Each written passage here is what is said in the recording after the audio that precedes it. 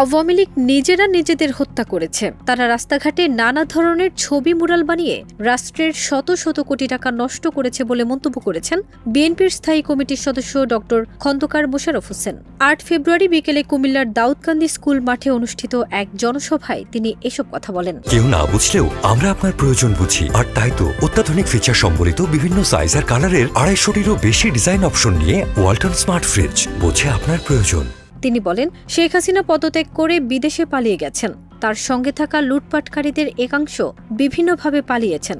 আমরা বর্তমান সরকারকে বলতে চাই, তাদের বিরুদ্ধে জরুরি ব্যবস্থা নেওয়া হোক, তা না হলে তারা দেশে ষড়যন্ত্রমূলক কাজ করে যাবে। তিনি আরও বলেন, আমরা ক্ষমতায় এলে কিভাবে দেশ পরিচালনা করব সেটি ১.৫ বছর আগে প্রচার করেছি।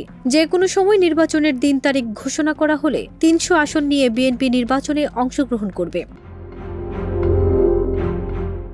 মোশাররফ হোসেন আরও বলেন, তত্ত্বাবধায়ক সরকারের সঙ্গে আমরা কথা বলেছি, ঐক্যবদ্ধ হয়ে তাদেরকে সহযোগিতা করব। এই সময়টা বাংলাদেশের জন্য অত্যন্ত গুরুত্বপূর্ণ, যে কারণে আমরা ফ্যাসিস্ট শেখ হাসিনার বিরুদ্ধে আন্দোলন করেছি, যে কারণগুলো বর্তমান সরকারকে সমাধান করতে হবে। বাংলাদেশের বিরুদ্ধে নানা ষড়যন্ত্র চলছে।